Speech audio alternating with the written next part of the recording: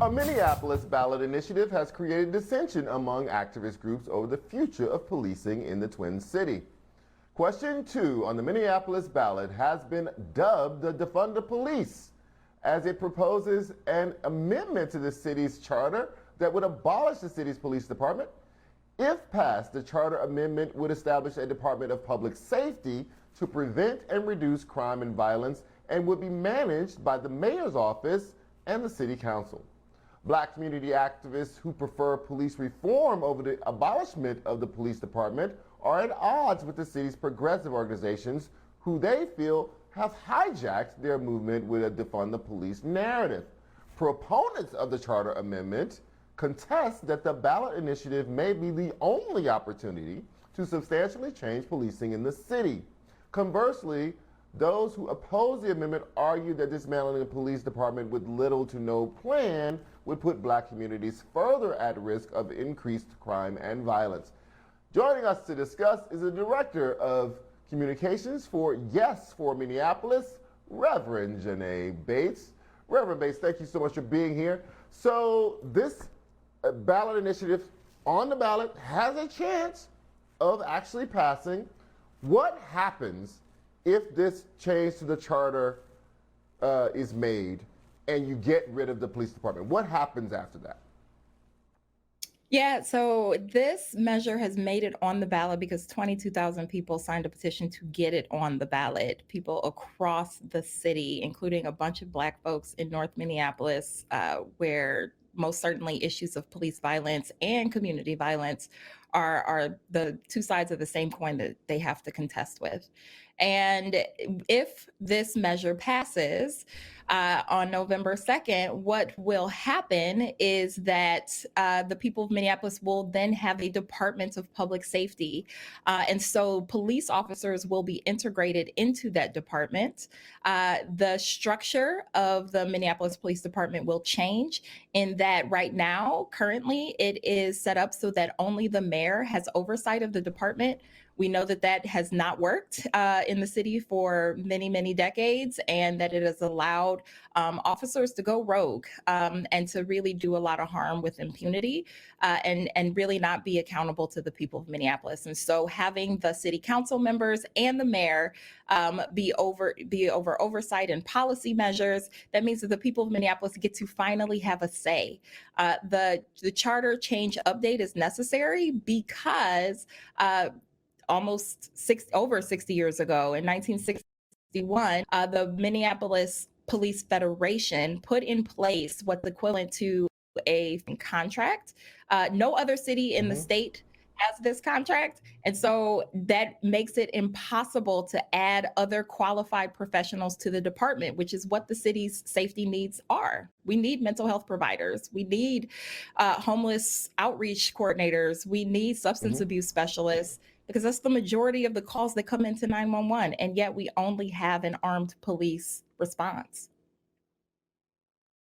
So if you don't have a police department, do you still have a police chief? Right now you have a Black police chief, a man who's relatively popular in the city. Yeah, you're absolutely right.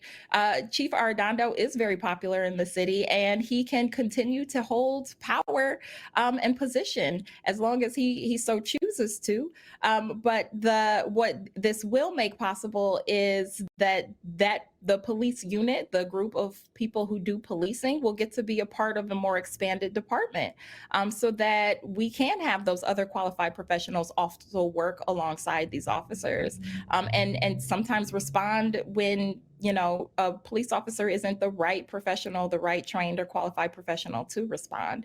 And so part of the disinformation campaign that has been running against this Yes on 2 campaign has been saying things that, the chief would lose his job, which is wrong and incorrect. And there have been very clear measures that have shown that what is true is that he could most certainly stay within his role and his position. I also think it's important to note that another part of the disinformation is that this is about abolishing or defunding the police, when the state of Minnesota has a mandate that police officers respond to a whole series of issues and situations, and that will not change. The measure just makes it possible to expand public safety because, quite frankly, the people of Minneapolis have received a subpar standard of public safety, and this is a way to Mhm. really have the right professionals show up at the right time when you really need them. Does the charter change affect police unions in the city in any way?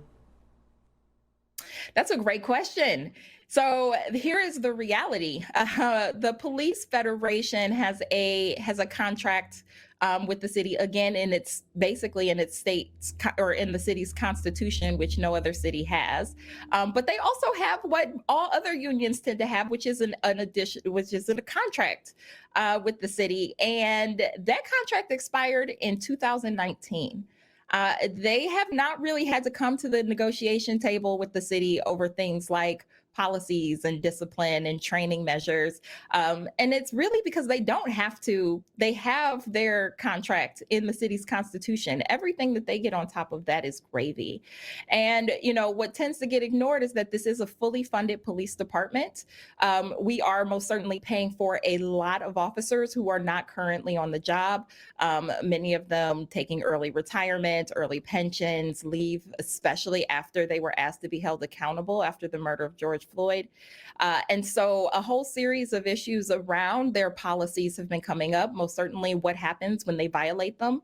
The people of Minneapolis don't know. And most certainly changing this charter, voting yes on two, it actually starts to put some of that power back in the hands of the city where they can actually negotiate Right. with the police federation.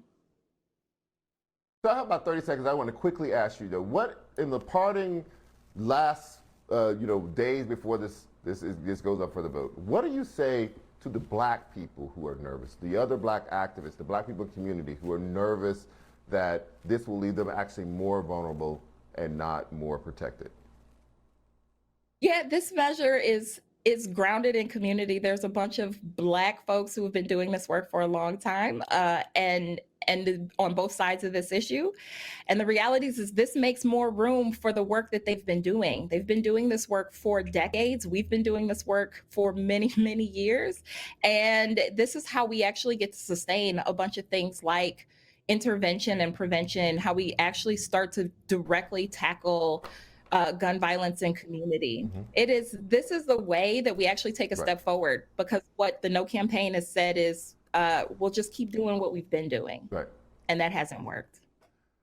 Reverend JaNaé Bates, thank you so much for joining us tonight. We'll be keeping an eye on this to see how this turns out.